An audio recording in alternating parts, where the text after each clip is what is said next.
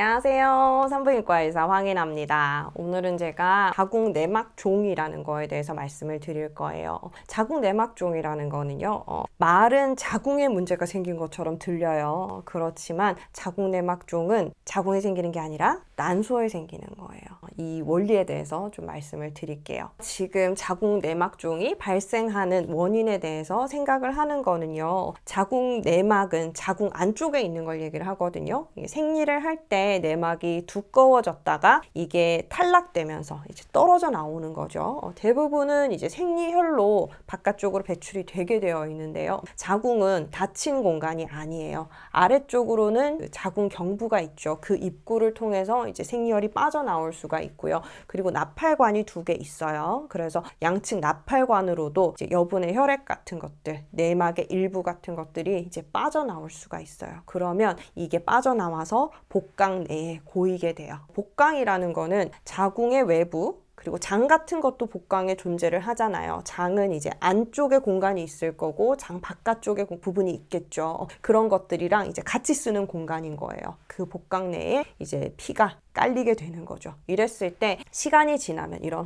혈액들은 저절로 흡수가 돼서 없어져요. 우리 멍이 사라지듯이 잘못 부딪혀서 멍이 생기게 되면 이게 처음에는 붉어지고 파랗게 보이고 했다가도 시간이 지나면 점점 옅어지면서 흡수되면서 없어지는 거 보이잖아요. 그죠? 복강에 고인 피도 점점 흡수되면서 없어지게 돼요. 그래서 그런 출혈이 생길 수 있는 게 첫 번째는 배란기 때. 배란되면서 난포가 탁 터지면 거기서 출혈이 일부 생길 수가 있고요. 간혹 많이 되는 분들도 있고요. 생리를 할 때도 모두 바깥쪽으로 배출이 되는 게 아니라 일부는 나팔관을 타고 복강으로 나와서 고일 수 있다. 이런 거죠. 그래서 이 고이는 피 때문에 어떤 분들은 장 운동에 영향을 미쳐서 설사를 하는 분들도 있고 변비가 오는 분들도 있어요. 그래서 이 영향이 있을 거라고 보거든요. 어쨌든 간에 이렇게 잘 흡수가 되고 없어지면 문제가 되지 않는데 이런 내막이 일부는 그냥 어디에 붙어서 남아있을 수가 있는 거예요. 그러면 자궁내막은 자궁 안에만 있어야 되는데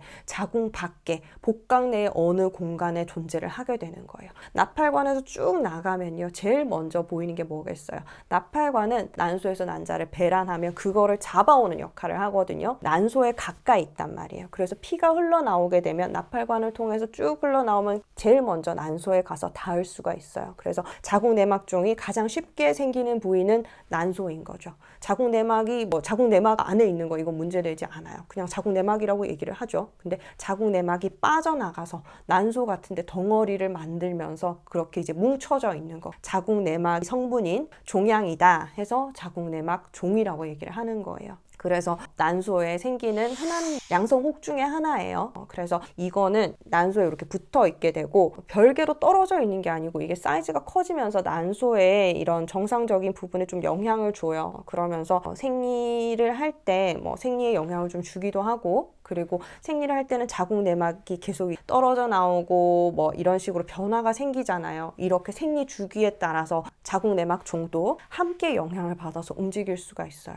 그러면 자궁 안에서 생기는 문제는 바깥으로 피가 빠져나오고 끝나면 되죠. 근데 이 자궁내막종도 생리 주기에 따라서 자꾸 움직이는 거예요. 자꾸 더 커지기도 하고 이제 문제가 생기는 거죠. 그랬을 때 생리통이 좀 심해질 수가 있고요. 피라는 거는 굉장히 염증이 생기기 쉬운 거거든요. 그래서 이 부분에 염증이 생겨서 이제 주변 장기와 들러붙는다든지 이런 문제들도 생기게 되는 거예요. 그래서 자궁내막종이 있으신 분들은 생리통이 심한 경우가 많아요. 그래서 자궁내막종이 있다 했을 때는 이거를 줄이기 위한 이런 치료를 하기도 하고요. 수술적으로 제거를 하기도 해요. 그리고 자궁내막종만 문제가 되는 게 아니라 이게 피가 빠져나왔으면 난소가 제일 먼저 가서 닿는 부분이기 때문에 난소에 가장 쉽게 생기고 난소의 덩어리를 형성하기는 해요. 그렇지만 다른 데도 가서 다 붙을 수 있어요. 자궁의 어떤 외부 부분이라든지 원래는 안에 있어야 되는 건데 바깥쪽에 이제 붙어 있다든지 아니면 장이라든지 이런 데 갖다 붙는다든지 그러면 자궁이 앞에 있고 장이 뒤쪽에 있어요. 그런데 이 부분에 자궁내막이 일부가 들러붙었어요. 그러면 자궁이랑 장이랑 염증 반응을 자극해서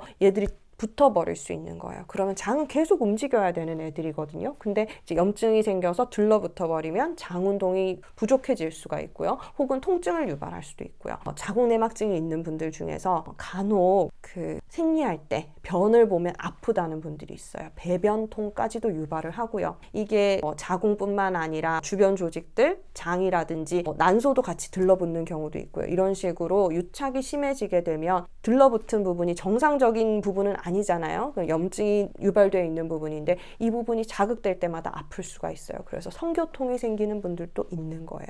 그래서 자궁내막종은 정말 이제 난소의 덩어리를 형성을 하는 거고, 자궁내막증이라고 얘기를 해요. 이런 식으로 코팅되듯이 어디 갖다 붙고 이런 것들은 자궁내막증이라고 얘기를 하는데, 이거는 뭐 생기는 원리는 다 비슷해요. 그렇지만 이제 혹이 생기는지 아닌지에 대한 차이고요. 자궁내막증 같은 경우는 덩어리로 생겨서 보이지가 않기 때문에 우리가 일반적으로 초음파를 본다든지 CT를 찍는다든지 이렇게 해도 발견되지 않아요. 알 수가 없어요. 그러니까 이게 증상을 통해서 혹은 이제 초음파 검사를 할 때 이렇게 움직이는지를 좀 눌러보거든요. 주변 조직이랑 유착이 있는지 봄으로써 이게 자궁내막증이 있겠구나 정도 유추를 해볼 수밖에는 없어요. 결국에는 수술적인 치료를 하거나 내시경을 볼 때 복강경을 뚫어서 안에 수술을 할 때 그 카메라를 통해서 확인을 할 수 있는 부분이고요. 그거를 이제 조직 검사해서 조직을 보내보면 이제 자궁내막증이다 아니다 판단을 할 수가 있는데, 우리가 일반적으로 하는 검사 방법으로는 진단되실 수가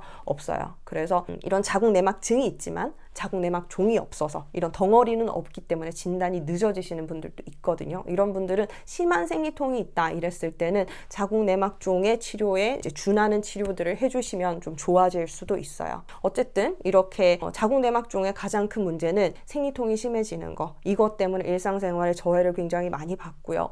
이게 만성적으로 아프신 분들이 있어요. 생리 때만 아픈 경우도 있지만 각종 통증에 굉장히 민감해지고 변 볼 때도 아프고 관계할 때도 아프고 이러면 사람이 얼마나 평소 스트레스를 받겠어요. 만성적인 통증이 있는 분들은 기본적으로 좀 신경질적이게 될 수밖에 없어요. 스트레스를 굉장히 많이 받아요. 그래서 예민해지고 감각 같은데 불편감을 굉장히 느끼시게 되거든요. 그래서 이런 것들을 이제 좀 치료를 해줘야 될 필요가 있는 거죠. 요즘은 자궁내막종 치료를 거의 수술적인 방법으로 많이 권하지는 않아요. 예전에는 이게 간혹 가다가 이게 오래되면 변성이 될 수 있다고 생각을 많이 했어요. 그렇기 때문에 작은 크기더라도 3cm 정도 되더라도 이거를 수술을 통해서 제거를 하자라고 얘기를 많이 했던 반면에, 요즘은 이제 약이 나왔어요. 약을 먹으면 얘를 좀 줄일 수 있어요. 그리고 수술을 하고 나서도 이 약을 먹으면 재발을 좀 방지할 수가 있어요. 그런 약이 있기 때문에 약물적인 치료를 먼저 하라라고 얘기를 해요. 3cm짜리 혹을 약물 치료했을 때 뭐 1cm, 2cm로 줄어들 수도 있거든요. 그렇기 때문에 이게 생리 주기에 계속 영향을 받아서 계속 커지고 하면 문제겠지만, 그런 부분을 좀 저해를 하면서 약을 잘 복용을 하면 잘 조절돼서 더 커지지 않고 이제 유지될 수가 있는 거거든요. 아무래도 수술을 하게 되면 난소를 건드리게 되잖아요. 아무리 수술을 잘하고 혹을 잘 제거한다 하더라도 수술을 한 난소는 기능이 떨어질 수밖에 없어요. 왜냐하면 혹을 떼내는 과정에서 혹만 딱 뗄 수는 없어요. 그 들러붙어 있는 염증 반응이라든지 이런 것들 때문에 뗄 때 아무래도 출혈이 생기고요. 출혈이 있는 걸 그대로 두고 나올 수 없겠죠. 당연히 지혈을 해야겠죠. 그런 것들을 하는 과정에서 난소에 있는 예비 난포들이 많이 파괴가 되는 거죠. 그래서 우리가 양쪽 난소에 다 이런 혹이 있다 했을 때는 환자분한테 수술 전에 미리 말씀을 드려요. 우리가 난소 양측을 다 건드리게 되면 폐경이 좀 일찍 올 수도 있다라고 말씀을 먼저 드리거든요. 그래서 자궁내막종 같은 경우는 미혼 여성들한테 굉장히 많이 생겨요. 젊은 분들한테 많이 생기는 질환인데, 이게 뭐 이런 수술적인 방법으로 건드렸을 때 이런 난소 기능이 떨어져서 너무 일찍 폐경이 와버린다. 그런데 뭐 미혼이잖아. 결혼도 안 했고 아기도 없는데, 이런 상황에서 이제 난소 기능이 너무 떨어져 버리면 문제가 되겠죠. 그래서 이제 난소 기능을 최대한 보존할 수 있는 방법으로 그렇게 치료를 하고 있어요. 요즘은 약물 치료 가장 많이 하시는 것 같고요. 그리고 필요하면 사이즈가 굉장히 커진다든지 생리통이 너무 심한데 컨트롤이 잘 안 된다든지 했을 때는 수술적으로 치료를 하실 수도 있어요. 이것도 뭐 자궁근종이랑 마찬가지로 거의 다 복강경 수술로 해요. 배에 구멍 하나 뚫어서 그 안으로 해서 카메라 넣고 각종 기구 넣어서 이렇게 수술하고 배꼽 하나만 딱 꼬매고 나오는 거예요. 배꼽은 뭐 원래 쪼글쪼글 하잖아요. 표시도 안 나요.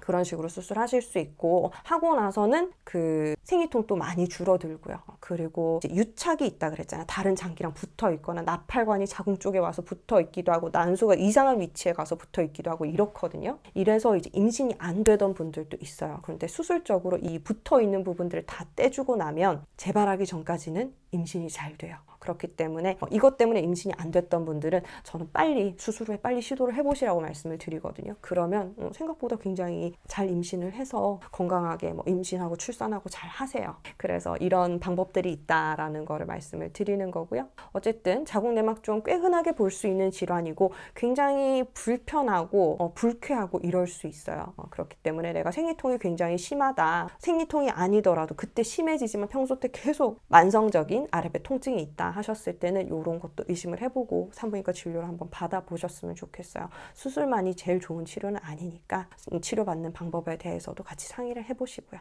오늘은 자궁내막종, 자궁내막증에 대한 이야기를 해드렸어요. 이것도 정말 궁금해하고 영상을 요청하시던 분들이 있어서 말씀을 드렸어요. 걱정하시고 진단 받으신 분들에게는 좀 도움이 되는 영상이었으면 좋겠네요. 오늘도 영상 봐주셔서 감사합니다. 다음 시간에 봬요.